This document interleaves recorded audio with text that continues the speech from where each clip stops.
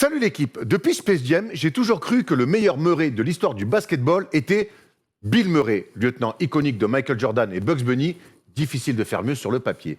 Mais depuis quelques semaines, cette théorie fumeuse a pris du plomb dans l'aile avec les performances monumentales de Jamal Murray. En même temps, je préfère voir Bill Murray en acteur et Jamal Murray en basketteur, même si les vidéos faites maison de Jamal Murray laissent entrevoir un vrai petit talent d'acteur, petit coquinou.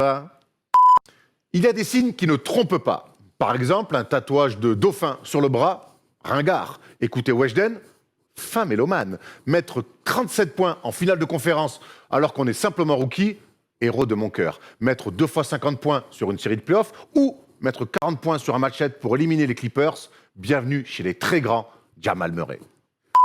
Pour celui qui n'a encore jamais tourné à plus de 20 points par match en saison régulière, le gap est monumental dans la bulle. C'est un petit peu comme si tu prends un café avec ton crush et 2 heures après, tu lui demandes de t'épouser et de t'installer chez elle. Jamal Murray, lui, a seulement 23 ans, a déboulé avec tous ses bagages dans l'appartement des meilleurs meneurs de la Ligue et compte bien s'y installer pour très, très longtemps.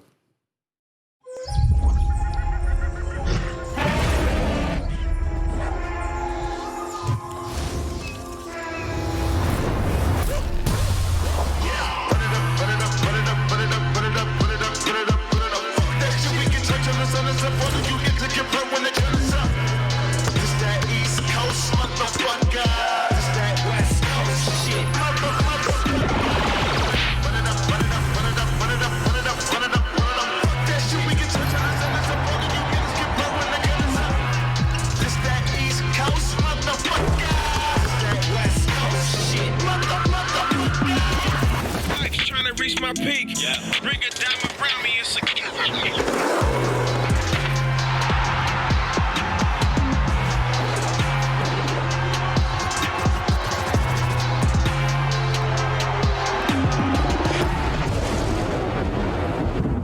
Salut l'équipe, on est jeudi et le jeudi c'est le first day show, vous en avez l'habitude. Pardon ? Oui, c'est un sweet Ben Clark qu'on m'a offert pour mon anniversaire avec un ballon, avec ce magnifique ballon d'époque de mon premier match où j'ai joué donc il y a de ça plus de 50 ans. Salue bien sûr notre ami Kevin Indoméné, tête pensante de la marque Ben Clark. Si vous voulez vous acheter ce beau ballon ou ce sweat, ça se passe évidemment sur le site. On fait ça par pure amitié parce qu'on adore ce que fait Kevin. Comment ça va les copains ? Ça va, écoute, hein. Je veux dire à chaque fois, nous sortons d'une très belle semaine de NBA ou un très bon week-end de NBA. Là, je suis ravi d'être là. C'est un peu redondant de dire ça parce que c'est vrai, c'est la vérité. C'est la vérité, on se régale. Bon, je vous adore tous les deux, mais c'est toujours très relou quand tu vas faire 1 heure d'émission avec à toi Thomas, qu'est-ce que t'en penses Thomas ? Et toi Thomas, t'en penses quoi ? Alors Thomas, t'en penses quoi ? Alors, essayez d'être bon. Regardez-moi dans les yeux, un petit peu eye contact, qu'on soit un petit peu dans les passes D. Après, on a prévu d'aller à la mairie ensemble pour peut-être changer de prénom. Romain et Nicolas, si tu préfères. Pourquoi pas ? Il y en a qu'un qui peut changer, ça m'arrange. Hein. C'est vrai. Avant qu'on parle de NBA, on va. Et bonjour d'abord Thomas. Thomas, bonjour. Ça va, Thomas, ça se passe. Avant qu'on parle de NBA, ok. Avant qu'on parle de NBA, on va parler de pré-national. C'est le premier match ce week-end, Tom. On est prêt à Malakoff quand même. Derby contre Boulogne. On est plutôt prêt, mais bon, on a appris les annonces d'hier, on est un peu dégoûté en même temps, donc c'est peut-être le premier et dernier match de la saison, on va voir. Ah, d'accord. Donc c'est pas top comme nouvelle. Jouer la montée sur un match, ça va être compliqué. Vous l'avez à l'extérieur en plus. C'est clair. Non, donc on est évidemment là pour parler de NBA parce qu'il y a énormément de choses à dire. On va faire 2 gros focus, pas de débat spécifique aujourd'hui, 2 énormes focus sur les 2 finales de conférence. Il se passe beaucoup de choses dans ces finales de conf, que ce soit entre les Lakers et les Nuggets, entre le Heat et les Celtics. Donc voilà, on va décortiquer l'émission comme ça. On aura des news en fin d'émission parce qu'il y a quelques petits mouvements. Les coachs et Adam Silver a fait une annonce qui commence un petit peu à faire parler. Et puis on aura bien sûr les paris Parions Sport. On est prêt pour entrer dans le vif du sujet. On commence avec le plus récent, c'est-à-dire le Heat face aux Celtics. C'est les finales de conf de la conférence Est. They do have a timeout. Decide not to use it. Curry, way downtown. Bang! Bang! We don't need another hero. C'est grave bien, je serais là. We don't need another hero. Oui, j'adore Maria Carré. C'est ça. Bravo, bien sûr, à Michael pour cette interprétation. Non, mais sur Tina Turner, Tina Turner, la famille. En plus, Tina Turner sans bleu sous les yeux, c'est quand même sa meilleure époque. Pas beau celle-là. Avec Turner, elle est pas belle. We don't need another hero parce qu'évidemment, on ne peut commencer cette émission sans parler de la perf incroyable du rookie Tyler Herro, 37 points. On a pas mal de stats à vous proposer sur ce match incroyable. D'abord celle-là, ses stats sur le match, 37 points, évidemment record en carrière en playoff, 6 rebonds, 5 paniers à 3 points, 14 sur 21 au tir. Et encore une fois, les gars, un impact quand même sur le jeu. Il sort en 6e homme. On rappelle qu'en début de saison, c'était Dragic, le 6e homme. Ouais. Qui Avec finalement- Nunn. C'est Nunn qui était dans le Et maintenant, qui a toujours finalement, été son- donc c'est Tyler Hero qui a ce rôle de 6e homme. Thomas, il régale Tyler Hero. Ouais, tu l'as dit, il régale. Hein. Personne n'attendait qu'il sorte un match comme ça, même s'il avait montré de belles choses sur les matchs précédents. Là, en coller 37 en sortie de banc, ça fait toujours du bien à une équipe. Et puis même, comme tu dis, il produit tellement de jeux, il pénètre, il casse les lignes, il crée des décalages, même s'il fait que, je crois, 3 passes d'ess hier soir. Quand Mais- tu mets 37, tu peux pas tout Ouais, faire. non, mais même, il crée des situations pour les autres. Enfin, il est super actif. Je ne le pensais pas aussi bon balle en main. Je l'ai découvert en play-off. Je croyais que c'était vraiment qu'un shooter, un peu. Mais il a un énorme potentiel, je trouve. Il faut qu'il s'épaississe un peu pour les années à venir. Mais sinon. Tom, c'est Quel ça, joueur. c'est pas, Ah ouais. c'est pas ce profil de Kentucky qu'on avait axé surtout sur le tir. En fait, on découvre un vrai playmaker. Absolument, et c'est vrai qu'on en a parlé ces dernières semaines, on le découvre en fait dans son côté all-around, tu l'as dit, il était passé pas loin d'un triple-double pendant ses playoffs. Il nous impressionne par deux choses. Alors, je mets de côté le fait qu'il puisse mettre dedans de loin, parce que ça, on le sait. Son playmaking pour les autres, enfin, tu vois, sur des pick and roll, des skip pass, pénétrer, passer sur la ligne de fond dans des mouvements un peu galères, mais qui arrivent toujours. Et puis, son impact dans les moments importants. C'est dans le Game 2, ou dans le Game 2, je crois, où il met 16 points dans le deuxième quart-temps. Game 3. Game 3. Dans le Game 3, c'était un record déjà aussi pour un rookie, avec le Kobe qui l'avait fait, il y avait ses stats qui étaient sortis. 16 points dans de la transition, tu vois, dans un moment d'impact pour son équipe où tu dois revenir, ou tu dois garder la tête hors de l'eau. Et c'était le cas dans le match. Mais ça avait été un coup de chaud. On a l'impression, les gars, Absolument. que tu vois, alors on aime beaucoup, mais ça restait un rookie qui était un 3e, 4e couteau sur des coups de chaud. Et là, son coup de chaud dans le deuxième quart-temps, il met 22 points, il en met 16. On sait que c'était un mec capable d'un coup de chaud. Là, hier, donc mercredi soir, il fait un match complet. Et quand ça se joue dans le 4e quart-temps, il remet une saucée pour faire cet écart. Et là, on va voir cette stat aussi. 37 points sur une finale de conf quand on est rookie, il rentre avec... Tu peux remettre le tableau, s'il te plaît, avec Magic, et Derrick Rose et Alvin Adams, il me semble. C'est ça, donc... je crois qu'il y en avait un autre, mais c'est pas grave. Ouais, c'est donc le quatrième, on voit c'est ça, pas grave, t'inquiète. c'est 42 points de Magic, c'était en finale face aux Sixers, Derrick Rose 36 points. Donc voilà où se classe aujourd'hui ce joueur comme... Bien accompagné, pour les joueurs de 20 ans ou moins. Voilà. Genre de 20 ans à moins. Incroyable. Mais c'est vrai qu'il est incroyable hier dans le match parce que si tu arrives et que personne n'a de statut, en fait, tu as l'impression que c'est lui le franchise player du hit. Alors, dans un collectif, on ne dira jamais assez combien le Heat continue à se passer la balle, continue dans les moments importants. D'ailleurs, c'est une énorme différence avec Boston. Ils continuent à run leur plays, tu vois. Donc, ils sont toujours en train d'installer des systèmes, à courir, à faire des grands 8, à faire des écrans pour tout le monde. Et dans ce système-là, il faut toujours avoir un héros, en tout cas quelqu'un qui met les gros paniers. Ça a été Butler, c'est souvent Dragic aussi ces derniers temps. Ben, hier soir, c'était Tyler Hero avec un step back à la fin qui est incroyable. Son step back à 45 degrés, à la fin des 24. Répondu très rapidement. À part Tatum, par Jason absolument. Mais c'est un très grand match pour un rookie, effectivement. Thomas, au-delà de la performance de Tyler Hero, l'info, c'est que Miami gagne ce match-là, mène 3-1, et on a l'impression que sur l'ensemble de la série, hier soir, on a vu finalement le match le plus abouti du Heat, du début à la fin, et pourquoi ils menaient à la mi-temps, c'est que souvent ils courent après le score, ça n'a pas été le cas hier. Ah, ils ont fait un match très très complet.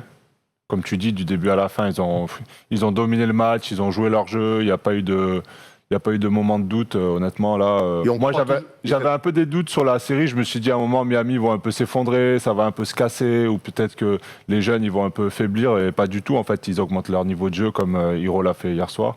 Et puis, franchement, moi, je suis assez surpris. J'avais mis une petite pièce sur Boston parce que j'ai trouvé quand même solide avec le retour des Ward et tout. Et là, Ils sont surprenants et ils sont sur... tu sais, ils sont dans le bateau et tout va bien, quoi. Il n'y a pas de vague, ils font leur truc. Les 2 premiers tours vont dans leur sens. Hein. Quand tu tapes les Bucks, derrière, tu as quand même des attentes pour aller en finale NBA. Ils sont en train d'assumer sur un profil de match qu'on ne leur connaissait pas, tu l'as dit. C'est la première fois qu'ils mènent à la mi-temps dans cette série. Donc, on savait qu'ils avaient une force de caractère. On savait aussi qu'ils rataient leur première mi-temps. Alors maintenant, ils ont la force de caractère des fins de match, mais en plus, ils ont des premières mi-temps abouties, en tout cas sur ce match-là. Donc, il y a 3-1 dans cette série, il y aurait pu avoir 2-2, parce qu'il y a beaucoup de matchs serrés, mais là, c'est la première fois que j'ai l'impression que Miami est une meilleure équipe sur un match. J'ai trouvé kiff, voire avantage à Boston, et à la fin, Boston bégaye et Miami est plus fort. Là, le Heat a juste été simplement meilleur. Et on a l'impression que le Heat est sûr de ses forces. C'est-à-dire que sur le match 3, on avait senti que Boston un peu mieux maîtrisait l'attaque de zone, sentir un peu mieux les coups. C'est pareil, ils sont revenus sur le match 4. Alors, Eric Spoelstra a réduit la rotation. Ouais. Solomon Hill qui joue 4 minutes, leur 8e homme. Il sort de nulle part, qui joue 4 minutes. Olynyk ne joue pas, Derrick Jones Jr. ne joue pas. Donc Olynyk qui joue pas. Donc, Kendrick Nunn ne joue pas. On a vraiment réduit la rotation quasiment à 7 joueurs, mais on reste sur nos forces, c'est-à-dire cette zone match-up là, c'est ce qui va nous faire gagner, et on les a encore vu à la longue bégayer là-dessus. Après, il est capable de les remettre au match d'après, il est capable de remettre Nunn, Olynyk, il s'adapte beaucoup, moi ça que j'aime bien. Les joueurs, ils sont prêts à rentrer à n'importe quel moment. Et c'est vrai que la zone, elle leur fait mal, quoi, parce que ça donne des intervalles. Et sur une zone, là, tous les petits intervalles qu'ils ont, il faudrait s'arrêter un peu à 2 points de distance. Mais la NBA, en ce moment, c'est pas trop la mode. Non. Donc personne ne le fait. Ils hésitent à aller au bout, ils cherchent des petites passes, mais il y a les défenseurs qui sont là. Et même eux, ils sont vachement hésitants. Du coup, ils prennent des tirs un peu casse-croûte à 3 points. Et ça marche pas, quoi. Moi, je suis très déçu. Tu me disais qu'il y avait un excès encore un peu de tir extérieur à 3 points. Bah, le truc, c'est que là, il y a eu 4 jours de repos entre le match 3 et le match 4. Donc Boston revient dans le momentum avec la victoire au match 3. Tu es en attente de sensation de coach, en tout cas de choix tactique de coach sur l'attaque en zone. On sait, nous, dans le basket français, quand on met l'attaque de zone, c'est une catastrophe. Et c'est pour ça qu'on le travaille énormément à l'entraînement, parce que tu es confronté parfois à des équipes qui font 40 minutes de zone. En NBA, ça n'arrive pas, même si au lycée, ils sont beaucoup en zone. En NBA, c'est très rare. Au collège, absolument au collège, mais au lycée, pour le coup, ils sont tout le temps en zone, c'est une catastrophe. Mais là, c'est des joueurs professionnels qui attaquent de la zone, donc c'est une vraie 2-1-2. On disait zone match-up, là, pour moi, c'est une vraie 2-1-2 à l'ancienne, hein, avec Bam au milieu. Juste parce qu'on va à des Bayo, on dit match-up surtout parce que le grand peut pas rester 3 secondes dans la raquette, donc il est obligé de faire. Mais bon, là, c'est vraiment une 2-1-2 pure et bête. Les Lakers aussi l'emploient pas mal. Et en fait, pour battre une zone, il faut continuer à être agressif. Et comme le dit très bien Tom, c'est que toute la zone intermédiaire entre quand le défenseur central descend pour bumper un gars, il y a toujours une zone vers la ligne des lancers francs qu'il faut utiliser à fond, soit par un mec qui monte par le poste haut, soit par driver par les petits et tirer. Kemba est capable de le faire, Jason Tatum est capable de le faire, Jaylen Brown est capable de le faire, mais ils le font pas assez. Ils sont tout le temps dans la périphérie, sur le tir extérieur, et dans la merde. Ils y vont et tu tombes sur Bam dessous. Donc et Bam, tu tombes sur Adebayo. C'est ça. Et ça fait une belle dissuasion à l'intérieur. Donc compliqué pour eux. Ils sont hésitants. Moi, je les trouve hésitants. Ils sont hésitants. J'avais trouvé dans le match 3 beaucoup plus de patience, et j'ai retrouvé dans ce match 4. Attention, Boston fait un match de traînard, ils sont tout le temps à 5-6 points. Ils n'ont pas l'abri de revenir. Ils restent toujours dans le match, mais je les ai trouvés encore une fois, dans les moments clés, encore impatients. Et on sait que sur l'attaque de zone, l'impatience, c'est le pire truc. Hier, dans le 4e quart-temps, ils perdent 8 balles. Et c'est Marcus Smart, c'est Kemba et Daniel Theis aussi je vois de lui une skip passe simple dans les mains. Alors qu'ils ont ces possessions pour passer à +1. Oui, absolument, c'est un moment crucial. Donc quand tu perds 8 ballons dans un 4e quart-temps, que ce soit en zone ou pas en zone en face, en général, ça se finit pas bien pour toi. C'est une réalité. On va aller maintenant analyser un petit peu le match aussi des Celtics, et forcément on va penser à Jason Tatum qui a connu 2 matchs en 22 premières minutes. Je pense que j'aurais pu faire aussi bien que lui. Bah, t'aurais peut-être mis un tir, quoi. 0 point. Vu ce que j'ai fait hier, je pense que oui, tu aurais pu mettre un tir. Par contre, la deuxième mi-temps, je pense que je suis très loin de son niveau, avec 28 points, 10 sur 16, 4 sur 7. Il sauve les meubles, mais finalement, on parle dans des matchs de play-off. Est-ce qu'on peut se permettre de rater comme ça, Tom, complètement ces 22 premières minutes dans un match aussi important? Mais il a de la chance parce qu'il passe au travers en première mi-temps, mais ils sont toujours dans le match. Donc ça aurait pu être pire. Oui. Et après, normalement, non, il faudrait qu'il soit plus régulier. Mais bon, il se rattrape en deuxième mi-temps. Est-ce qu'on peut... Après, moi, j'ai toujours ce problème en ce moment avec Boston, c'est que j'ai l'impression qu'ils n'ont plus trop de fond de jeu. Ils se reposent sur les talents individuels qu'ils ont, Walker, Brown, Tatum, Smart, Hayward maintenant. Mais il n'y a pas de système, on ne sait pas trop où ils veulent aller. Alors c'est censé être leur force. Ouais, en fait. Voilà, ça joue pour jouer, quoi. Ils se disent, ça va suffire, je vais lâcher un step back à 2 mètres derrière la ligne, et puis ça va passer comme ça. Mais non, parce qu'en face, c'est super organisé, et voilà, en face, c'est carré. Jason Tatum, sa petite déclaration, je n'ai pas été assez agressif, je n'ai pas scoré en première mi-temps, c'est inacceptable. J'ai une énorme part de responsabilité, je n'ai pas joué comme je sais le faire. Il prend 6 tirs et j'ai des tirs à lui, il envoie surtout des briques, il est à côté en fait. Ouais. Il est à côté, Kemba est plutôt bon, Marcus Smart met des tirs, Jaylen Brown aussi, et en fait, il se réveille parce que c'est un joueur de très très haut niveau. D'ailleurs, je pense que tous les mecs qui ont regardé le match en direct et qui ont parié sur Tatum à plus de 20 ou 25 points, ils devaient être un peu au bout du relax. Mais dès qu'il a commencé à mettre un tir, un deuxième tir, tu sens que ça revient et tu passes d'une attaque qui est plutôt Le deuxième carton est cata pour les deux équipes où il y a beaucoup de tirs ratés, ça va dans tous les sens et tout. Mais il y a quand même le collectif Boston qui se met à peu près en place. Dans la deuxième mi-temps, Tatum redevient le super joueur qu'il est. Et comme dit Tom, c'est les individualités qui reprennent le dessus. La zone, c'est à cause de la zone aussi. La zone aide à ça. bien sûr. Ce qui est terrible, c'est que dès que, et là, l'image de Jason Tatum, dès que Tatum est fort, du coup, c'est presque au détriment du collectif. Détriment d'un mec surtout. Jaylen Brown. Mais Jaylen Brown, franchement, c'est un joueur régulier, c'est un vrai gars. Je trouve qu'il touche pas assez la balle dans les fins de match. On l'a vu sur quelques séquences s'agacer, appeler la balle un peu des mains. Tu m'étonnes. Il y a Du polo hier aussi. quelques signes qui montrent que des fois, ils aimeraient peut-être un peu que Tatum lâche un peu plus la balle. Ou Kemba d'ailleurs, parce que c'est les deux qui jouent la balle. Voilà, parce que Jaylen Brown, il fait encore un gros match, mais il n'a pas beaucoup de ballons. Il pourrait être plus agressif et c'est vrai que ça garde beaucoup la balle. Walker, il se cherche un peu. Bon, il est un peu mieux qu'au début de la série, mais bon, ça garde beaucoup la balle. Du coup, j'ai une question à vous poser. C'est que le problème des Celtics, peut-être, il viendrait peut-être d'une hiérarchie qui n'est pas encore complètement, encore définie. C'est-à-dire que Kemba est censé être le numéro 1. Mais comme tu l'as dit, il a été struggle quand même pendant une bonne partie de playoff. Ou Tatum d'ailleurs. Mais Tatum est encore jeune, mais par son talent, il le prend, mais c'est pas complètement encore officiel. Puis tu as Jaylen Brown, qui est même, mine de rien, aussi un discret, mais qui fait le taf terriblement, mais quelque part, il prend les munitions. Tu as Gordon Hayward, qui est aussi un taiseux, mais donc on a l'impression que finalement, ils sont jeunes, le fait qu'ils sont tous très jeunes, en plus, ce qui fait que quelque part, il n'y a pas encore une vraie hiérarchie qui s'est dessinée, et ça leur porte un peu. C'est peut-être bon pour la suite, c'est un mal pour un bien peut-être pour la suite, mais aujourd'hui, à l'instant T, sur une finale de conf, ça leur porte un peu préjudice. Tu es pas d'accord avec ça? Si, tu as sûrement un peu raison. Marcus Smart hier est 4 à 1 sur 8 à 3 points aussi. Donc leur leader passe, vocal en tout cas, passe un peu à côté. Moi, je dirais surtout vous regarder du côté des coachs. Il y a juste là, aujourd'hui, il y a un coach qui est en train d'aller coacher l'autre. Et dans toutes les séries, ça fait bizarre de dire ça de ça fait chier. Ça m'embête pour Boston, mais il y a une réalité, c'est qu'il y a eu 4 jours entre les deux matchs. Tu dois me sortir un truc de ton chapeau, là. Tu peux pas être tout le temps arrêté par la zone, tu dois. Tu sens un manque de rythme. Il a sorti un truc, c'est Robert Williams Jr. Mais bon, c'est un bob qu'il a, c'est pas un chapeau de forme. Parce que il le fait jouer quelques minutes. Moi, je parle de système, je parle de quelque chose. On doit avoir une différence, en tout cas. Et c'est tout le temps à peu près les mêmes matchs sur la zone. Et moi, il y a le contrôle d'Adebayo. Il y a le contrôle d'Adebayo où finalement, sur le match 3, on avait à peu près réussi, mais c'était plus sur de l'envie et du cœur. Mais tactiquement. Ils n'ont pas les outils. Ouais, mais alors, on retrouve ce problème sur ce match-up, pas la zone match-up, mais sur ce duel.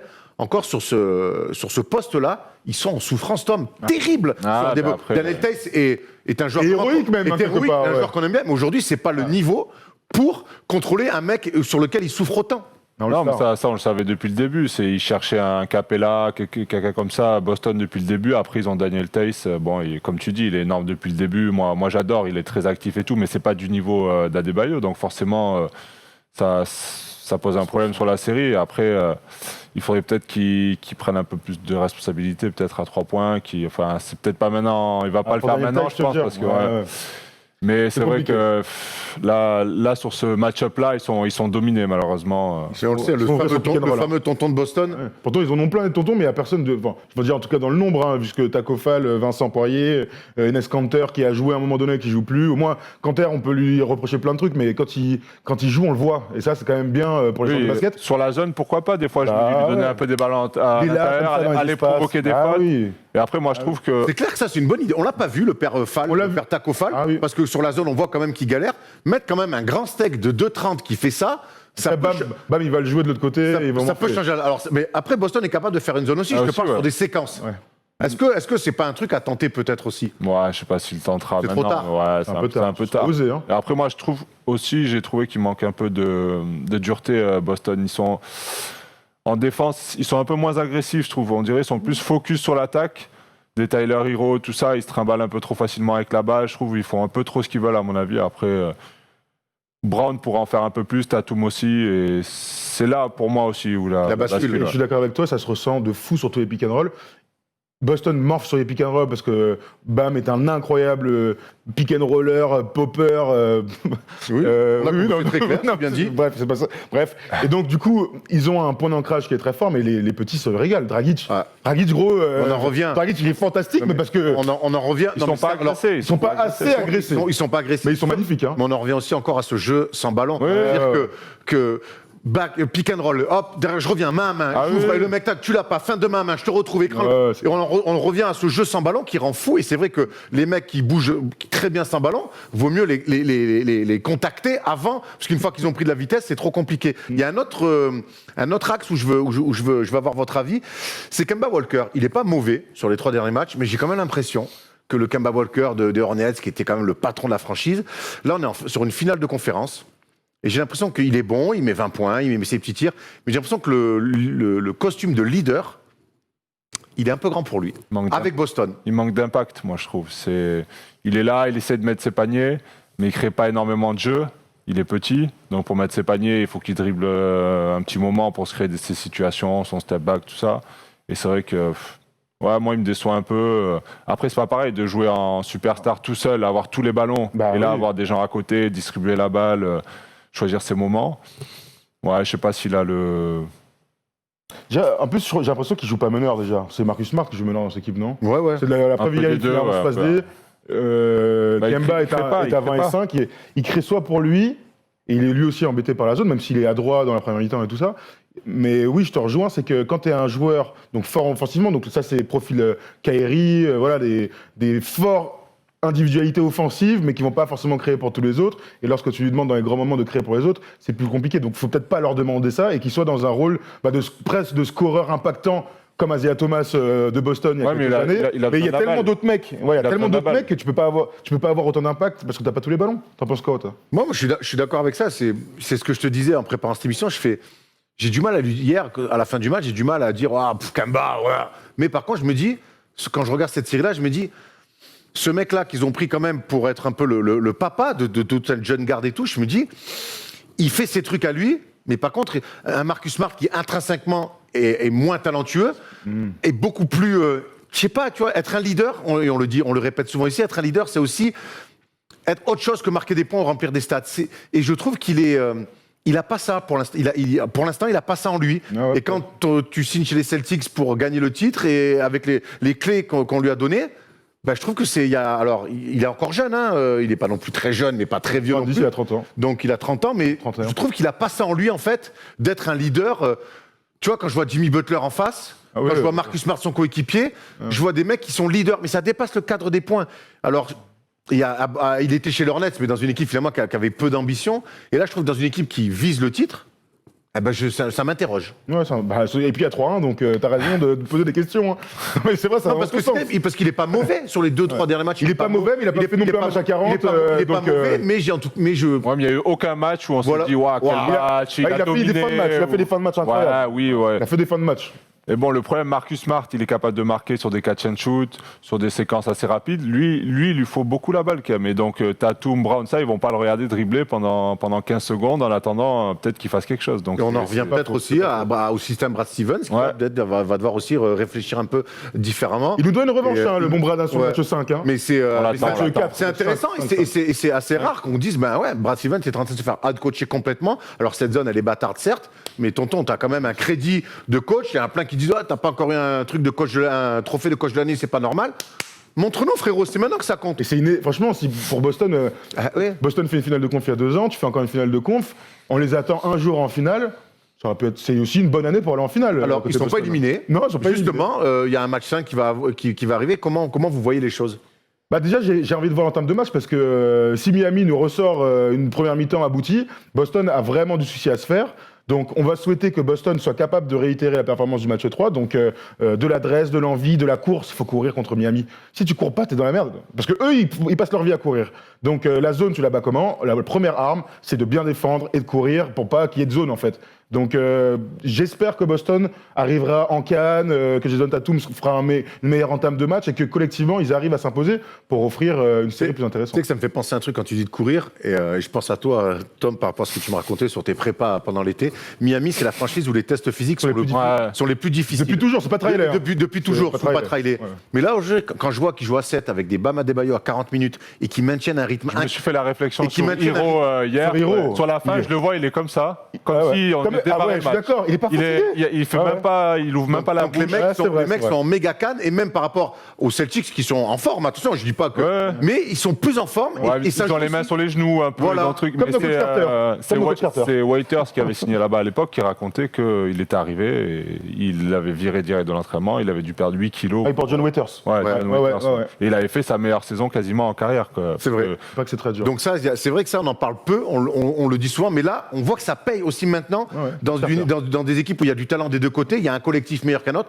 mais il y a aussi une équipe qui est bien plus en cadre. Ah, ça fait la Il diff joue à un moment 7. donné. Hein. Il joue à 7, une finale de conf, c'est énorme. Déjà, tu joues à 7 en National 3, je peux te dire que tu sors du match, mon gars, t'as les jambes lourdes. Eux, ils jouent 48 minutes à 7. C'est une autre préparation qu'en N3.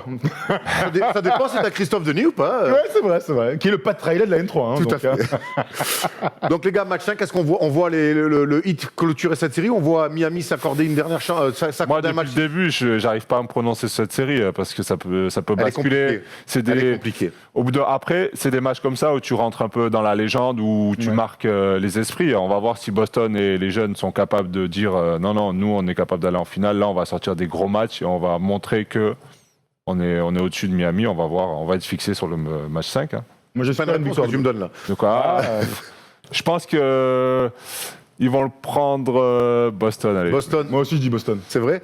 Moi, je vais dire Miami. J'ai vraiment eu la sensation hier. Prends pas de risque, toi. Ça, ton problème. Attends. Je prends pas de risque, Miami, parce que Boston va arriver avec les Il y a quand même 3. Mais j'ai quand C'est même. plus simple de mettre Miami aujourd'hui. Je dis pas qu'ils vont. Oh là, mais je dis sur Faudrait le regarder prochain les match. cotes des bookmakers. J'aimerais bien Moi, voir je- les moi, cotes. Ah, tu vas voir, on va en parler après. On va en parler justement. tout à l'heure. Moi, je pense que j'ai vraiment eu la sensation hier que par cette victoire, par le fait que Tyler Hero sort du chapeau, que Boston, ils sont en train de se dire. Tu parlais de défense. Ça me paraît trop dur pour eux. Je pense qu'il y a un aspect mental qui a joué vraiment à l'avantage du 8 et qu'aujourd'hui, les Celtics, ils se disent. Ils ont eu la sensation sur ce match-là de dire putain, on joue vraiment contre une équipe plus forte que nous. J'ai vraiment eu cette sensation-là. Donc, ça va être compliqué pour eux. Après, on sait que c'est une équipe qui a beaucoup de ressources, qui est capable, avec tous les talents individuels qu'ils ont, mais le collectif et surtout le physique est côté Miami. Donc, je veux dire que Miami finit en 5 matchs. Très bien. Voilà. Bon, après, une fois de plus, c'est très compliqué. Hein, de toute façon, Et l'avantage, c'est que c'est demain soir. Hein. c'est demain soir. Demain Trop soir, bien. vendredi soir, parfait. Tout à fait. Puisque de toute manière, nous ne pouvons plus sortir. Nous regarderons la NBA comme depuis Si on peut toujours. encore vendredi. Ah bon? Ah, ok. Ça fait des clins d'œil. Il a des infos, là. Il envoie des grands clins d'œil et tout. On est là pour bosser. Moi, je sais pas ce que tu fais. Hein. Désolé, autant pour moi. Bon, justement, si tu veux sortir, c'est qu'il va falloir un petit peu d'oseille. Donc, c'est le moment d'en gagner avec les paris. Et parions sport, bien sûr.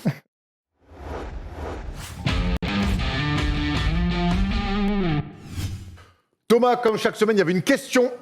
Ouais, tout à fait. Alors, les la réseaux. semaine dernière, vous vous souvenez qu'il n'y a pas eu de match mercredi soir. Donc, du coup, on a deux gagnants à annoncer. La question était quel serait le meilleur marqueur du match entre Miami et Boston hier soir. Il y a une seule personne. Alors, non, il y a une seule personne sur Twitter. J'ai vu quelques noms passer sur Facebook et tout ça. On a fait un tirage au sort. C'est donc DJ Pool qui gagne un t-shirt des Sixers. Donc, on va t'envoyer un petit message. Il avait mis Tyler Hero. Fallait le trouver, hein. Fallait Moi, j'ai mis trouver Tyler Dragic. Hero. J'avais mis Dragic. Elle est belle, elle est bon, belle. Elle est belle, hein. Tout le monde met Tatum. Et ben, Tyler Hero, méga boss. Le deuxième nom du vainqueur, c'était la semaine dernière. Justement, c'était le meilleur marqueur, c'était Goran Dragic. Et là, c'est Predator 64 Tina. Donc, bravo à vous deux. On va vous envoyer vos free bets et votre t-shirt, chers amis, grâce à Parions Sport. Parfait, on a encore des paris à faire. Hein, On va parier sur les deux matchs. Le match de ce soir entre les Lakers et les Nuggets et le match de demain soir, le match 5, justement, dont on a parlé tout à l'heure. Alors, ce soir, victoire des Lakers. Et donc, les Lakers mèneraient 3-1 après une belle victoire de Denver. On a envie de parier sur les Lakers, Erwan. Ouais, les Lakers qui ont frôlé le 3-0 avec cette petite zone, on va en reparler tout de suite tout à l'heure. Compliqué. Les Lakers perdent rarement 2 fois d'affilée. Ah oui. En tout cas, pas dans ces playoffs, c'est jamais arrivé. Pas dans ces playoffs, donc on a. Oui, je vais pas remonter aux années 60. Mais, Tu peux. mais oui, on va sur les Lakers, évidemment, sur une réaction, parce qu'ils n'ont pas été ouf sur le match. Tout à fait. 1,44 la cote des Lakers. C'est le deuxième match pour faire un petit combi de deux matchs entre Boston et Miami. Et donc, j'ai mis une victoire des Celtics à 1,70 en espérant que la série continue. Voilà pourquoi 1,70, sachant que Miami, la cote est un peu plus basse. Très bien, ça fait une cote de 2,45. Voilà, 10 Écoute, balles, deux matchs, 10 balles, 20 balles, jamais plus. Jamais plus. Et puis, Et puis, on essaie de se financer sa dernière soirée de ce week-end. La dernière soirée de avant que les bars ferment à 22h et qu'à 20h, on sert plus d'alcool. Voilà. Donc à 20h20, quand tu prends un ginto, on va te sortir le fusil de chasse, on va te tirer, ça va être on vit une belle époque. Hein, Ah, vraiment. ouais, On vit une belle époque. Ouais, on n'est pas là pour faire de la politique, mais putain, merde, c'est dur. Non, c'est un simple constat de prohibition. lifer parisien. Ah ouais, j'avoue. Je commence à faire ma propre gnôle dans mon garage. On a fait le tour des paris. Tout à fait. Allez, c'est parti, on était à l'Est, on prend l'avion, on va à l'Ouest, c'est pas le pire des voyages. On va sur la série entre les Lakers et les Nuggets, où là, il y a encore plein de choses à raconter. Les Lakers mènent 2-1. They do have a timeout. Decide not to use it. Curry, way downtown. Bang! Les Nuggets ne sont jamais morts, menés 2-0 face aux Lakers, le match 3. Dans le match 3, ils sont revenus avec un match plutôt bien maîtrisé, même si nos amis se sont fait peur sur la fin. Tom, on a encore vu des Nuggets à réaction et avec un énorme cœur. Ouais, impressionnant. Il y a Grant qui nous fait un peu une hero quoi, en sortant Ça, un match qu'on n'attendait pas, même s'il est vraiment bon sur ses playoffs, dans son rôle, bien sûr. Grand poste 3-4 qui peut défendre un peu sur tous les postes. Il défend sur LeBron. Et après, les Nuggets, c'est un de leurs matchs les plus aboutis. Je trouve vraiment un jeu en playoff. Du mouvement, de la passe, ça drive, ça kick direct. C'était propre. Et franchement, il n'y a rien à dire sur ce match. Ils l'ont mérité largement. Bon, après, c'était à plus 20 à l'entame du 4e quart-temps. J'ai eu l'impression qu'ils ont eu peur un peu de gagner. Rondo qui fait 2-3 interceptions d'affilée. 4-5 même. Hein. Ouais. Pour les dunks de LeBron. Ça les met dans le dur et après, à la fin, Murray, il finit le boulot. Vrai gars. Et quand tu dis que c'est le match le plus abouti, je crois que tu as raison. Quand on disait Miami ne mène jamais à la mi-temps, c'est un peu pareil pour Denver. Denver ne gagne jamais s'il n'y a pas 15 points d'écart dans un match. Là, ils ont décidé de prendre 15 points d'avance et ils ont bien fait. Et c'était important, je crois, pour Denver de toute manière de rester dans la série en gagnant ce match-là. Mais après, le coup de bambou d'Anthony Davis d'un match où tu as 2 toits de gagner, c'est intéressant de voir justement leur réaction. C'est une équipe à réaction, tu as entièrement raison, mais c'est une équipe qui est capable de faire 48 minutes de basket abouti. Alors, on enlèverait les 5 minutes là, du 4e quart-temps, mais moi j'étais impressionné par leur attaque. Parce que, comme pour Miami tout à l'heure, c'est une attaque qui tourne, qui continue à jouer. Et quand tu es comme ça, en général, il se passe toujours de bonnes choses. Et tu as toujours un mec qui sort du chapeau. Quand tu fais 711 pour Jeremy Grant et que tu gagnes, c'est que c'était une très très belle soirée. Quoi. Donc, Jeremy Grant a été très fort, mais c'est encore... Monte-Morris aussi. Ouais. Ouais, bien sûr, ils ont été très bons. Ils ont tous été très bons. 711 pour Jeremy Grant, alors là... Mais tout le monde est magnifié aussi par Jokic, parce qu'on reprochait aux Clippers de laisser un petit peu trop d'espace à Jokic. Là, les Lakers, ils envoient quand même 2 tontons, dont un que j'aimerais pas le croiser dans le couloir, c'est Dwight Howard, qui essaie de lui mener la vie dure. Qui arrête pas de lui parler, il parle trop, Mais moi, un peu, j'aime non bien. Moi, j'aime bien ce côté un peu, parce que maintenant, aujourd'hui, Dwight Howard est devenu ce joueur-là. Ça me fait penser un peu aux Bad Boys de l'époque, un peu moins hardcore, mais dans l'idée, j'aime bien. Jokic, ça le fait sourire. Et il est toujours aussi fort. Ouais. C'est là où on se dit, waouh, monsieur, quand même. Ouais. Ouais, t'as raison. Après, non, mais le truc, c'est que je vois ce que tu veux dire. On aime cette idée qu'il aille au duel, qu'il lui fasse des fautes, qu'il lui rende la vie dure, mais il fait que de parler aux arbitres. Dès qu'il fait faute, il n'y a jamais faute. Alors que gros, parfois il y a faute, parfois il n'y a pas faute. C'est vrai qu'il y a un contre à un moment donné dans le deuxième match où il y a un contre clean, on lui siffle faute, mais il passe sa vie à parler, blabla. Il prend les techniques tout le temps. J'entends l'idée d'aller embêter Jokic, essayer de lui rentrer dans la tête. Il a raison, c'est ce qu'il faut faire. Mais déjà, 1, ça marche pas. Et 2, il s'éparpille peut-être un peu trop. Qu'est-ce que tu penses, toi, de l'attitude là? Non, après moi, il est dans son rôle, il sait qu'il va avoir 10-15 minutes, il se donne à fond, il est plein d'énergie, il joue pas trop en ce moment, là il est un peu revenu sur la série. Et puis, non, moi j'aime bien ce qu'il fait aussi, après... bien sûr. C'est pas... Moi, ce qui me choque le plus là sur ce match-là, c'est les rebonds. Quoi. Enfin, c'est... Très bien. Allez, tiens. La stat la plus Nouveau step incroyable. dans ta Allez, carrière vas-y. de chroniqueur, tu peux lancer un tableau. Et on a un tableau... On a un tableau sur les rebonds du match. Voilà, vas-y, prends-le. Vraiment, Non, ça. mais c'est incroyable. Enfin, en plus, quand on sait l'effectif des Lakers, ils sont grands, costauds, là, c'est juste un manque d'agressivité. Il n'y a rien d'autre. C'est juste des efforts à faire. Anthony Davis, c'est interdit de faire ça. Honnêtement, là, c'est carton rouge. Mais c'est vrai que Prendre 2 rebonds, tu fais 2m14, va un peu au charbon, va maillotcher un peu. Dwight Howard. Bon, après, il joue quoi 10-12 minutes, je sais plus. ça fait quand même un rebond pour 10 minutes, c'est pas cher. Hein. Tu regardes en face, il y en a qui rentrent même 10-15 minutes, ils prennent 6-7 rebonds. Enfin, là, vraiment, je pense qu'à ce niveau-là, ils sont impardonnables. C'est un truc collectif. Hein. Ça Parce dénote que un état d'esprit. Ouais, LeBron est à 10 rebonds. c'est Le l'état deuxième meilleur d'esprit. rebondeur du match, c'est Danny Green avec 4. Moi, c'est incroyable. J'aimerais surtout que sur les rebonds, on se focalise sur Anthony Davis. Et moi, j'ai envie de faire un vrai focus sur Anthony Davis, qui est un joueur formidable. Mais ça m'agace quand son équipe est dans le dur. Et sur ce match 4, c'est un deuxième arrière. Frère, c'est un deuxième arrière. Il dribble entre les jambes. Il passe sa vie au large. Il prend des trucs que dans du face-up. C'est ce qu'on aime de lui. Enfin, c'est comme ça qu'il est, même dans les victoires. Donc, Non, mais moi, mets-toi un peu en j'aimerais- moi, confiance. j'aimerais que pas- quand pas- il pas- est dans le dur, sur du post-up, il est inarrêtable. Va mettre ton cul un peu, tac, reculer, des hooks, des. Il le fait pas. Mais il fait sait des le faire. Il le fait pas. Il pourrait faire des fadeaways dans la raquette. Des fadeaways dans la raquette. Il le fait déjà. pas. Au moins, rapproche-toi du panier. Sur du... Je te dis pas que tu veux que je te t'attends, dise hein. Tu sais ce que je me Mais suis dit bon, quand j'ai toi- vu ce match-là? J'ai fait à Anthony Davis, je fais mets-moi un peu de Duncan dans ton jeu. Parce qu'il a quand même le gars pour ça. Le problème, c'est que s'il passe sa vie au large Duncan. comme il fait du Duncan, c'était. Ah, du Duncan, je pense à Nowitzki Tim qui était à Duncan. l'ouest, mais complet. Duncan Duncan, il pense Robinson, peut-être.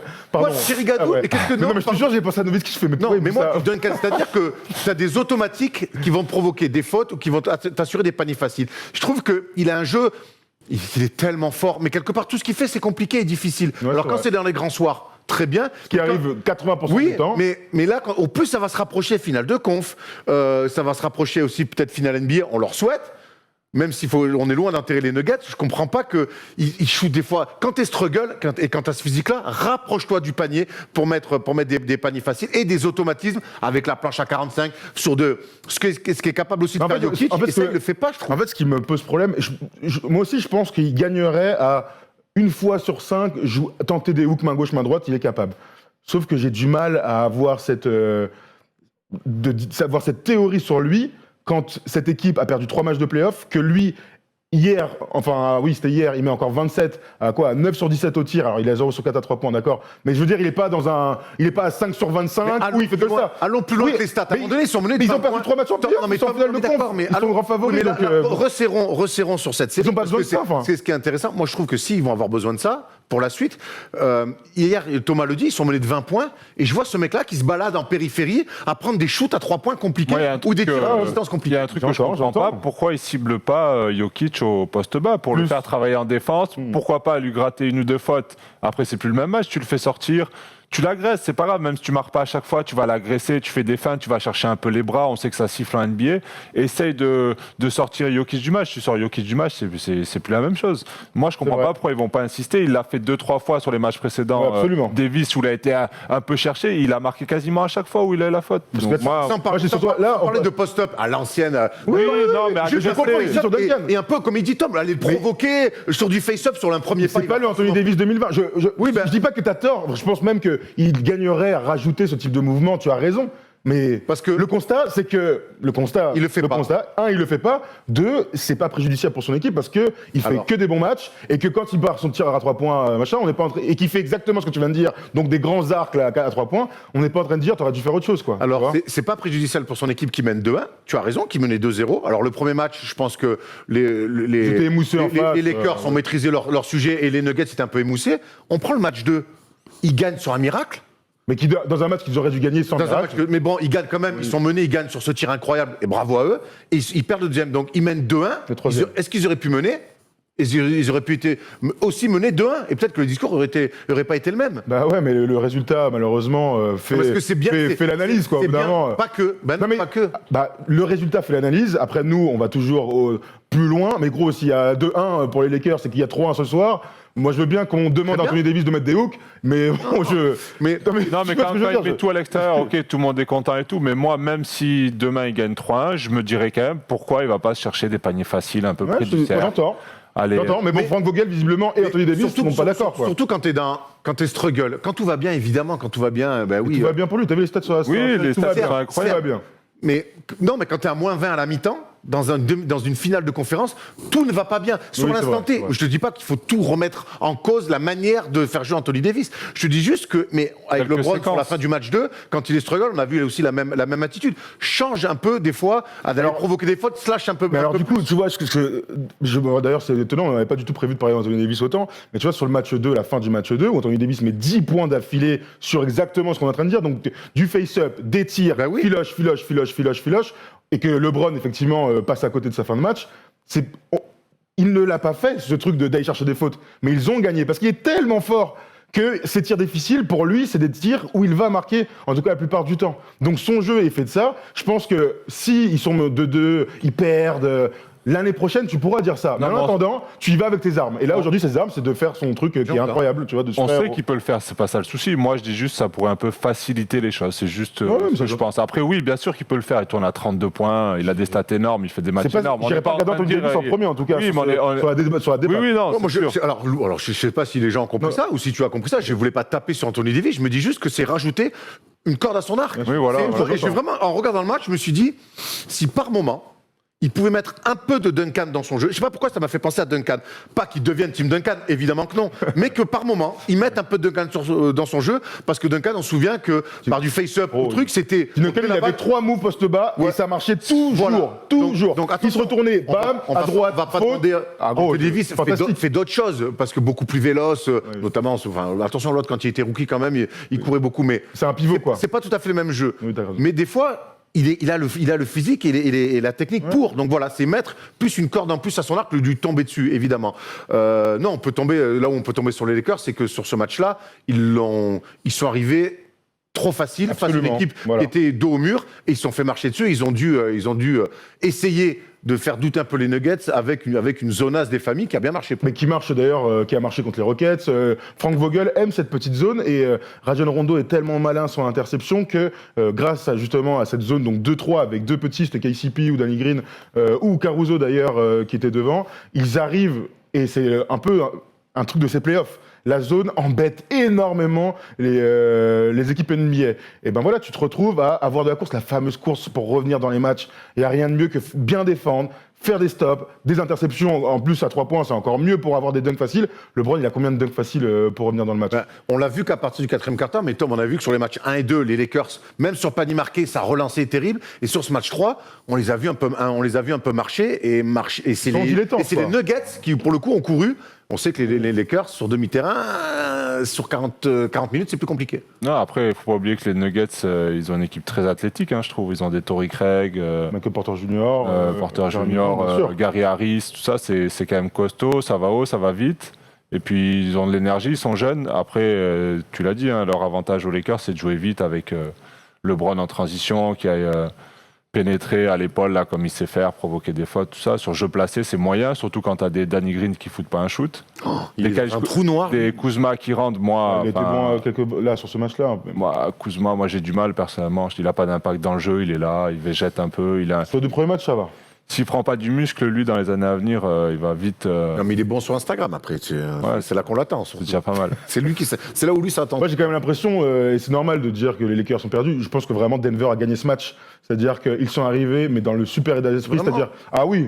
Alors en face, ils sont en dilettante et tout. Mais ouais. D'ailleurs, ce qui se concrétise Ah, mais moi, par j'en reviens à Denver, 6 sur qui a fait un match 26, énorme, hein. 6 sur 26 à 3 points, c'est bien la preuve qu'il y a eu un problème. On a un peu Mais retrouvé. moi, tu peux pas me dire- Mais Denver est arrivé, mon gars, comme Couteau entre les Boston dents. match 3. Ils sont arrivés. Les gars, de toute façon, si on perd, c'est fini. Oui. Donc maintenant, on est une équipe à réaction. Et regarde Mike Malone, je savais que nos joueurs allaient réagir. À chaque fois, ouais. tout le monde prépare nos valises, mais on n'est pas prêt à partir. Et régale. La réalité, c'est qu'ils sont arrivés, ils avaient la dalle. Jokic j'en a été sais fantastique. Murray sur la fin avec le truc. Ils ont fait un match collectivement hyper abouti. Et l'un n'empêche Et pas en face, ils sont pas arrivés avec les bons arguments. Bah voilà, Mais l'un n'empêche parfois pas c'est l'autre. simple. Moi, Parfois, c'est simple, un match. quand je vois pendant 3 quarts temps que les Lakers n'ont quasiment pas de points sur transition, je me dis, ils sont venus en Et claquette. Le premier Mais ça, quart-temps, on l'a c'est vu ça, il y a à Denver, 29-27, c'est un match un peu d'attaque, ça court un peu dans tous les sens, et derrière, Denver s'y met, quoi. Et il y a une équipe qui est à la traîne. Parfois, c'est con, c'est pas parce que c'est les Lakers, c'est pas les Lakers, c'est que c'est un match 3 qui... J'ai du mal à avoir des... Chaque scénario est différent. Exactement, le match 4 en dira beaucoup plus sur cette série que le reste. Alors justement, match 4, on a l'impression qu'à 3-0, c'était plié.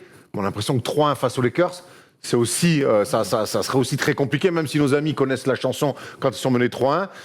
Comment on imagine On veut un 3-1, nous. On veut un 3-1 pour voir s'ils sont capables. comment on imagine la suite de cette série?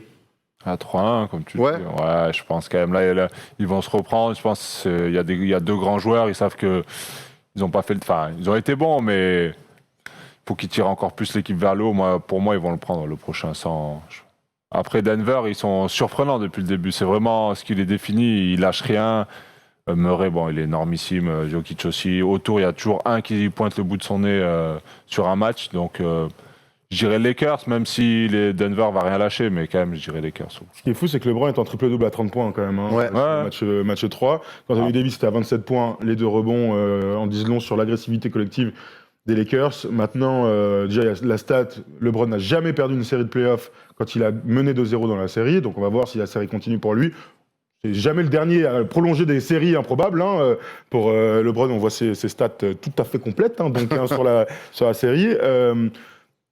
Même si Denver est surprenant, même si je pense que dans une fin de match, ils sont capables de prendre ce match 4, en fait, ils sont arrivés tellement dilettantes, les Lakers, qu'on ne peut pas imaginer qu'ils fassent deux performances collectives comme pareilles. celle-là. Donc j'imagine un gros match, et j'espère même un gros match, pour voir ce qu'ils ont des deux côtés dans le ventre. Mais quand tu as autant de talent dans une équipe, c'est difficile de parier contre. Nico disait pour Kawhi sur le match 7, bon, bah, ça s'est avéré être l'inverse. Bon, en tout cas, moi, par rapport aux Lakers, ils sont aujourd'hui dans une... je sais pas comment C'est dire. solide quand même. Enfin, ouais, ils sont dans un truc, dans le wagon de on va aller au bout de toute manière. Même si on a eu des doutes il y a 3 semaines, ils ont tellement gommé de trucs défensivement et dans leur rythme, et les stars sont tellement au rendez-vous que j'ai du mal à les voir perdants, mais même s'ils vont en finale NBA.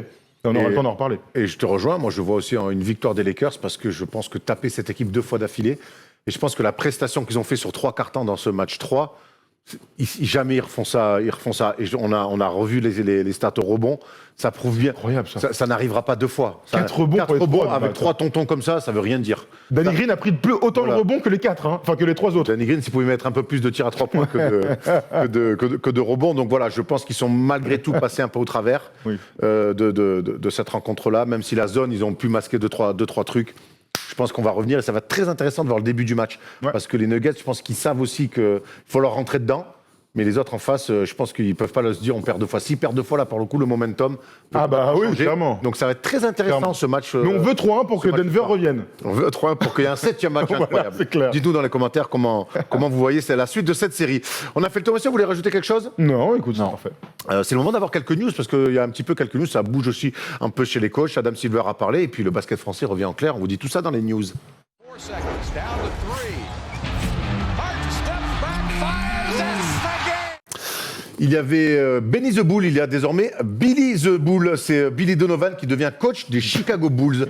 Alors c'est bien parce que les Bulls sont une équipe très jeune. On sait que Billy Donovan a fait ses classes à Florida en NCAA avec notamment Joakim Noah entre autres. Qu'est-ce qu'on pense de cette signature chez les Bulls ? Bah, du coup, il a trouvé du travail, il passe de derrière toi à carrément sur un coach, sur un banc de coach. Bravo à Billy Donovan. Bah écoute, c'est pas surprenant, il faisait partie des candidats évidents pour une prochaine place parmi toutes les équipes qui cherchent un coach. On sait qu'il a refusé de prolonger à OKC parce qu'il avait une idée derrière la tête. Visiblement, c'est le projet des Bulls qui l'a intéressé. Ça m'intéresse parce qu'on a vu ce qu'il était capable de faire avec des superstars, on a vu ce qu'il était surtout capable de faire avec une équipe plus homogène et avec un super meneur de jeu. Donc à Chicago, il n'y a pas de super meneur de jeu, il y a des jeunes, il y a du talent, donc ils ont pris un coach ancien universitaire pour mettre le projet en forme, j'ai envie de dire. Moi, j'attends de voir. Je sais pas trop. Ça se voit. Non, mais pour moi, si le coach, c'était Chris Paul. Ah, ça se tient. Donc, voilà. Et si Chris Paul va à Chicago, donc là, pour moi, ça va être un bon... Il va avoir une équipe de jeunes avec des bons joueurs. On va voir ce qu'il va faire maintenant. C'est vrai que depuis qu'il était à OKC, on a dit avec Westbrook, c'est chiant de mettre... On peut pas coacher Westbrook. Après, Chris Paul, c'est le coach. Là, pour le coup, ça va être lui vraiment le patron. Il n'y aura pas d'excuses. On va voir ce qu'il va mettre en place avec une équipe jeune qui a envie de progresser, qui doit progresser et pourquoi pas espérer jouer les playoffs d'ici. Il y a une belle équipe, moi, je trouve, de jeunes. Kobe White, Levine, Markkanen, Wendell Jr. Il y a effectivement des prospects très intéressants. Lavine a fait des choses, on aime, on n'aime pas, mais il a montré qu'il était capable. Maintenant, visiblement, Billy Donovan aime quand il y a un général sur le terrain. Il l'a dit pour Chris Paul. Eh bien, maintenant, on verra. On verra si il trouve un général. Peut-être à la draft. On verra. Peut-être sur le marché des free agents, on verra. En tout cas, on verra ça, mais pas avant 2021, puisque Adam Silver a parlé et que c'était Jean-Michel Transition là. Incroyable. Alors là, c'est un talent. C'est un talent. Bravo. Et donc Adam Silver a parlé de la saison prochaine. Donc je pense qu'il n'y aura pas de saison avant début 2021. Plus nous en apprenons, plus je continue à croire que cela ira mieux en janvier. L'objectif est que la saison prochaine soit une saison normale avec 82 matchs et des playoffs. Alors, c'est une bonne nouvelle pour les fans de NBA. Que la NBA puisse reprendre un moment. Que la NBA va reprendre en janvier. On parle janvier, mais presque février. Hein, oui. Pour la reprise de la saison. Donc, mais qui dit reprise en février, 82 matchs plus playoffs. On se souvient que les Jeux Olympiques ont été décalés.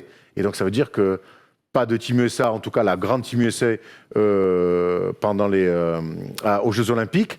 Et surtout, tous les stars pays, européennes. les stars européennes ou canadiennes ou autres, ne seront pas non plus au JO. Et ça, tu en avais parlé avec Evan. Et Evan, ça l'inquiétait. Regarde, souvenez-vous ce qu'il nous avait dit.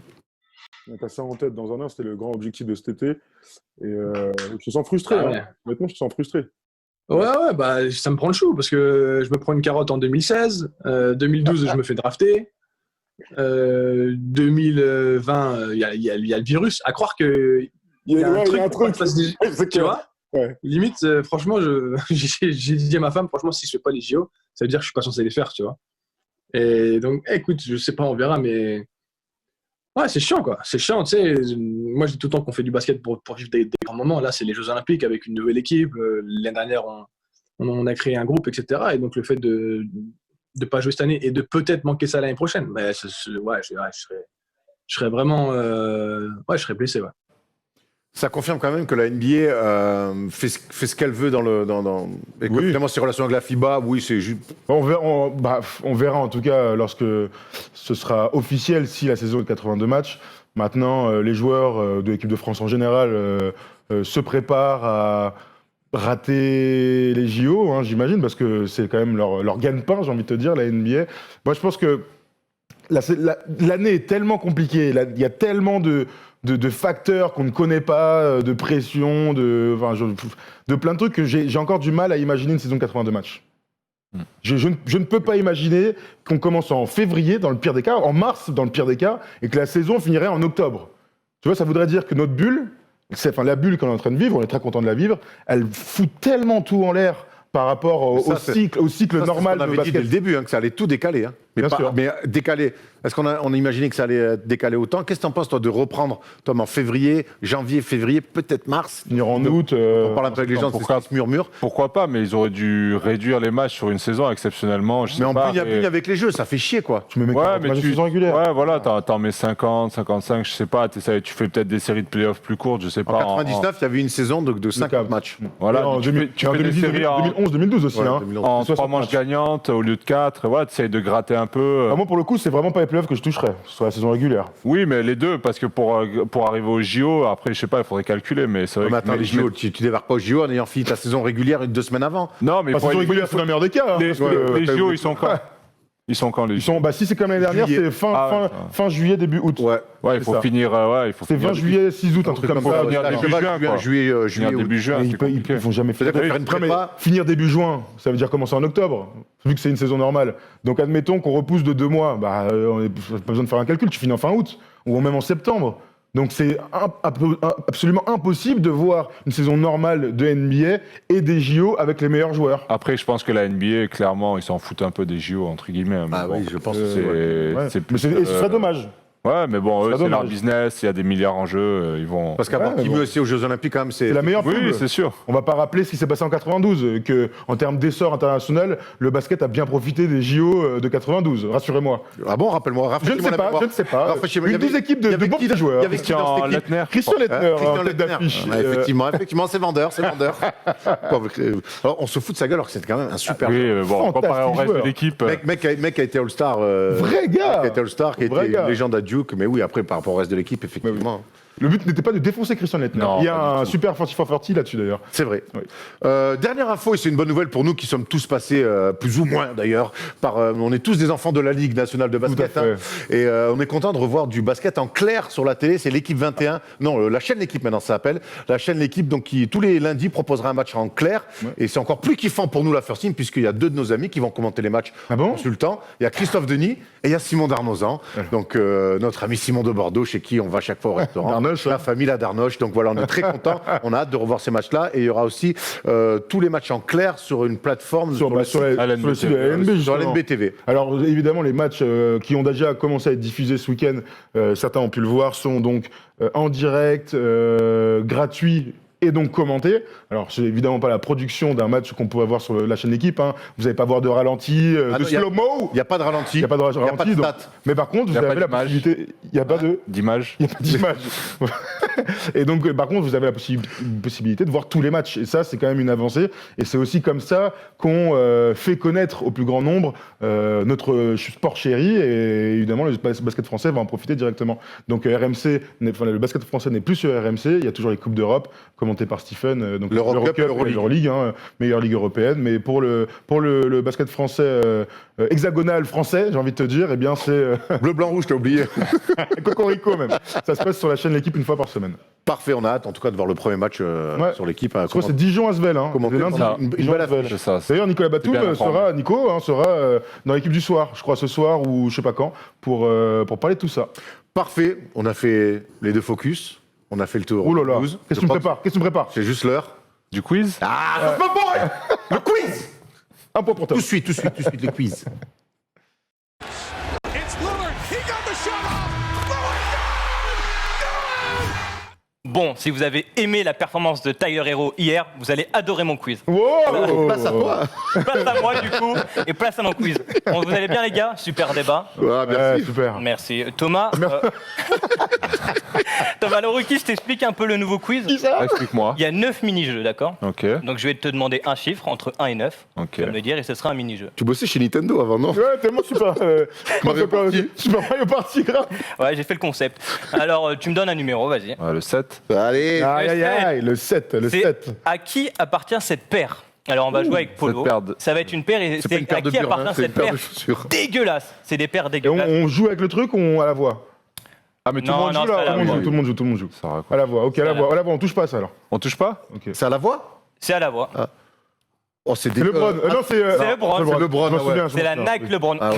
C'est catastrophique. ça- Bah, c'est pour aller dans l'espace, quoi. On peut enchaîner. Oh, c'est quoi cette marque? Clay Thompson. Non, Non. non, c'est à chinois. l'ancienne. Ça, c'est vieux, ça, gros. Et les Guiras. Shaquille Un MVP. Kevin Ola Garnett. Juan. Non. Shaquille, non. Et les Gears. Et les Gears qui a apporté un MVP d'ailleurs Robinson. Ola Juan, non. Non, un gars qui a joué à Utah. Malone. Malone. Karl Malone. mais Et c'est- c'est la LA Gear Light. Oh, les Il a Elle est toujours lourde, les elle est votes lourde, dessus, hein, moi, parce qu'il j'adore. avait les dadas. Ça, tu te fais pas les chevilles. Hein. Tu te fais le genou, je pense. Noah. Joachim Noah, allez pour Erwan. Oh, Bien sûr qu'elle pourrait Juan. mon Joachim, il parle largement avant toi. Ah ben Moi, moi, toi, t'as Noah. dit tout le truc, c'est ça le problème. Allez, un partout. Oui. Oh, Weber. Weber. Non, Weber. C'est Dada. Karl Malone. c'est Dada, Ouais. mais c'est un joueur que je t'adore. C'est Sprewell, Weber. Sprewell. Sprewell. Ah, Sprewell, il a joué en Dada. Oui, il joue en Dada. Ah, je savais même pas. Dada, je sais pas comment ils sont arrivés en NBA et ils sont sortis. T'es sûr qu'il joue en Dada? Je suis sûr et certain. Il y a eu des converses kata, mais ok, vas-y. Allez, la Oh, dernière. Adidas, non Il y a un partout, donc celui qui l'a Ou trouvé. D-Wade. Wade. D-Wade, bravo. Attends, on est en converse train de une. La conversion. Ah, putain. Allez, un point pour Tu Thomas. dors, gros. Vas-y, donne-moi un numéro, Erwan. Fais-moi kiffer. Le 8, moi. Le Alors attends, j'ai une question historique. Pourquoi Thomas choisit le 7? Bah, parce que c'est le numéro de son C'est père. son numéro. Ouais, shérif. numéro de famille. Le numéro du shérif. Bah oui, c'est le numéro de son père. Il y en a beaucoup Très bien. qui Je savais aiment pas qu'il ça. avait été Le 8. Pourquoi moi je choisis le 8? Qu'est-ce qu'il a dit? Je savais pas qu'il était policier. Vas-y. Alors, j'ai déjà. Vous adorez ce jeu. Ah oui, il est super celui-là. Et on joue avec ça du coup. Vous jouez avec ça. Ok. Faut pas être trop pressé parce que vous avez le droit qu'il y ait une erreur. D'accord? Enfin, qu'il y ait une chance en fait. Oui. J'ai déjà inscrit 52 points dans un match. Oh putain. C'est même que la semaine dernière. J'ai déjà joué dans 9 franchises. Wow. Oh putain. Déjà. T'as une chance, hein. Après, t'as plus le droit de jouer. Vas-y. Jamal Crawford. Wow, c'est fort! Incroyable! Bravo! Ah T'as ouais! cru ou pas Ah ouais! Ah ouais, bravo. c'est bon, voilà, bravo, 52 points, 9 Oui, franchises. Maguette, Ah ouais, Maguette. bravo. Ah, elle est Ah, belle. bravo. Elle est belle. T'avais quoi d'autre après comme truc? Mais j'ai déjà joué à Michigan, à l'université. J'ai déjà fait tomber des joueurs. Ouais. J'ai déjà remporté le titre de 6e homme de l'année. D'accord. Ok, très ok, bien. Très bien. C'est très Bravo. bien le jeu Ah, déjà. ouais, c'est super. Vous en voulez un autre? J'adore. Ah, bien sûr. Ouais, Ah on en ouais veut plein, on en veut plein. Bon, vas-y. Je vous en fais un autre. Gourmand. J'ai déjà été dans la bulle NBA. Oh la vache. J'ai déjà été drafté en 2010 à la 14e position. Oh putain. Et j'ai déjà été un poste 4. Et j'ai déjà tenté plus de 3 points que de 2 points sur une saison. Donovan Mitchell. C'est faux. Poste 4, il a dit. Oui, mais alors, Il est drafté en Drafté en 2010. 2010. non, mais Poste- je tente. Poste ouais. 4. Alors, non, ok. Ah, Ah, celle-là, elle est pas belle, hein. Je Et crois à j'ai déjà eu l'université. le même nom qu'un célèbre acteur américain. Putain, Et j'ai déjà fait mon cursus universitaire à Kentucky.